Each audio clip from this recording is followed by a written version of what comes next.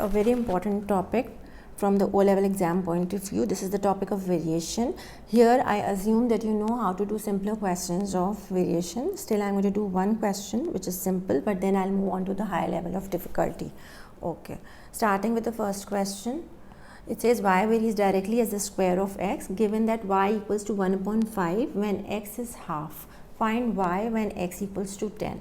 Okay, the first step is y varies directly as the square of x, so you're going to put the proportional sign. Okay, in order to remove the proportional sign, you will replace it with an equal to sign, and you will have to introduce a constant here. Now you will use this set of data to find out the value of k. You will write substituting y equals to 1 upon 5 when x is half to get k. Okay, we are going to write as y equals to 1 upon 5, x is half. Let's solve this. 1 upon 5 equals to k into 1 upon 4. K turns out to be 1 upon 5 divided by 1 upon 4. So k is 1 upon 5 multiplied by 4 upon 1. K turns out to be 4 upon 5. Now once we get the value of k, we will substitute k equals to 4 upon 5 and x as 10 to get the value of y.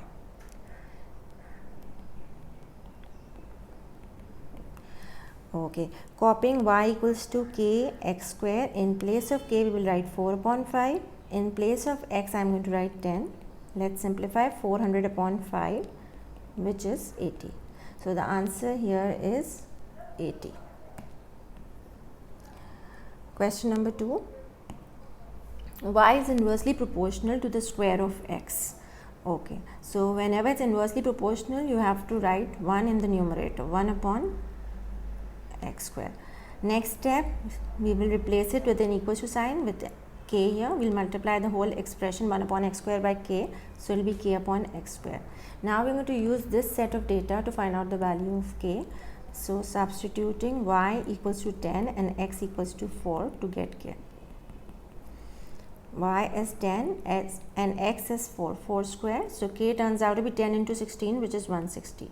Once we get the value of k, which is 160, we are going to substitute k as 160 and x as 10 to get y. Y equals to k upon x square. Y equals to 160 upon x is 10, so 10 square is 100. This will give you y equals to 1.6. So the answer for y is 1.6. Then we move on to this table. They have given us one pair of known values of p and q to find out the value of k, and then we are going to use this set to get the value of r. Okay, you are going to write, given that p is directly proportional to q, so you will write p is directly proportional to q. Next step, p equals to k times q.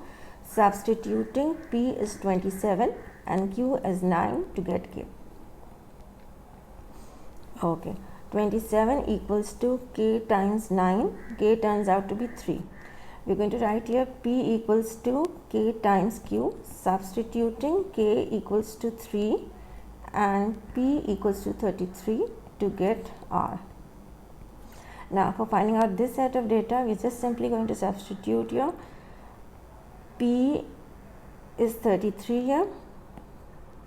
33 equals to k is 3. Q is r. So substituting and getting the value of r is 11. This is the answer for the first part. Now for the second part here, they've given us a table of values and they are saying complete the sentence below describing the relationship between x and y. Here it's very obvious, when x is increasing, x was 2, it has increased to 10. Y is actually decreasing. When x is increasing, y is decreasing. Obviously it is inverse proportion, and they have mentioned here y is inversely proportional to what. Now there can be two methods. If you can do it mentally, well and good, but if you can't do it mentally, then you have to try trial and error.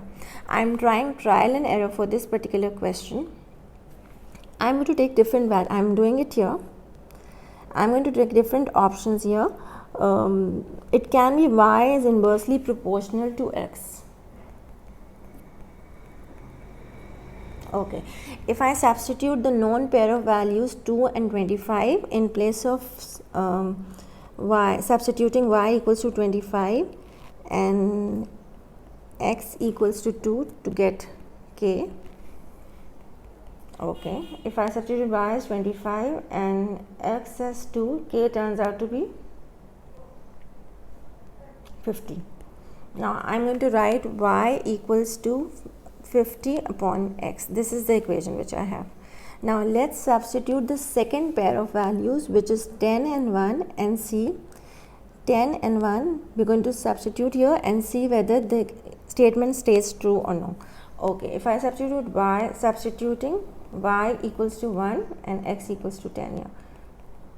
If I substitute x as 10, this side is 1, but this side, the first side is 1, left hand side, but the right side is 5, so this is not going to hold true. Okay, let's try some other option here. Okay, now I'm trying some other option, which is y is inversely proportional to the square of x. Okay, so I'm writing y is inversely proportional to the square of x. Y equals to k upon x square. Let's substitute the first pair of values. Y is 25, x is 2. 2 square is 4, so k turns out to be 100. Okay, now substituting the value of y equals to k, which is 100 upon x square. Let's plug in the other pair of value, which is 10 and 1. In place of y, I am going to plug in 1, substituting y equals to 1 and x equals to 10. Okay, and I am going to check whether both sides are equal or no. I am substituting y as 1, and in place of x I am substituting 10 square. 10 square is 100. So 1 equals to 1. This is holding true here. So that means y is inversely proportional to x square would be the answer. Sometimes in maths, when you can't approach a question directly, then you try different numbers, try different options and see where you can figure out the right answer. The next part of the question, which says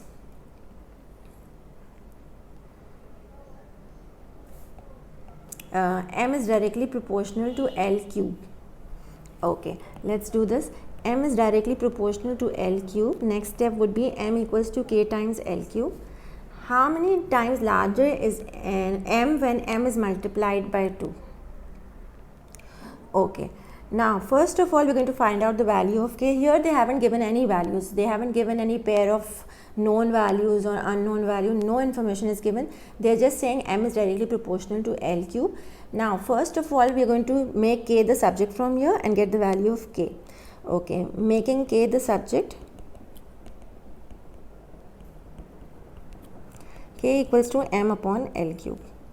Okay, once we get the value of k, what we are supposed to do, the question says how many times larger is m when L is multiplied by 2. Now what we are going to do here is we are simply going to write down the same equation once again, m equals to k times L cube. Now we are going to substitute k as m upon L cube, and since they are saying when L is multiplied by 2, in place of L we are going to substitute 2L. Okay. Okay, so we are going to write m equals to, in place of k I am substituting the value of k. So I am going to write m upon L cube, and in place of L cube I am writing, in place of L I am writing 2L. So it's going to become 2L the whole cube. It's m upon L cube multiplied by 8L cube. L cube and L cube is cancelled. You are left with 8m. That means the answer will be, the question says how many times larger is m when L is multiplied by 2. Now m is going to be 8m. So you will write 8 times larger. Or you can simply write 8 in the answer. Now the next question says y varies inversely as the square of x. Next step is y equals to k upon x square. Okay, we are going to substitute the value of x as 2 and y is 9 to get the value of k. So y is 9 and x is 2. So k turns out to be 18. Now this is a simple question. y equals to k upon x square. Here we are going to substitute the value of k as 18 and x as 3 to get the value of y. 18 divided by 9, which is 2. Okay. When x equals to 9, y equals to p. Okay. Now we are going to use the same set of information. Y varies inversely as the square of x. Next step is y equals to k upon x square. They are saying when x is 9 and y is p. So k turns out to be n square p. Okay, substituting k equals to n square p and x equals to 2n to get y. Okay, so we're going to write p equals to k n square. We're going to substitute k as n square p, and in place of x, I'm going to substitute, in place of x I'm going to substitute 2n. This is x here. Okay, 2n the whole square. Let's simplify this, become n square upon p upon 4n square. N square and n square is cancelled, you're left with p upon 4. So your answer here would be y equals to p upon 4. This should be a y. Okay, so the answer for y is p upon 4. The question said write down an expression for y in terms of p. So y would be p upon 4 here. Okay, the first part is very simple here. I am not doing the first part. Second part, it says p is inversely proportional to q. P is inversely proportional to q. So obviously it will become p equals to k times q, k upon q. It is known that p is 15 for a particular value of q. Substituting p equals to 15 to get q, k. Okay, I am going to substitute p equals to 15 and I am going to make k the subject. K is 15 upon q. Now I am going to substitute k, the value of k, which turns out to be 15q, in this expression. Okay, I am going to write substituting k equals to 15q.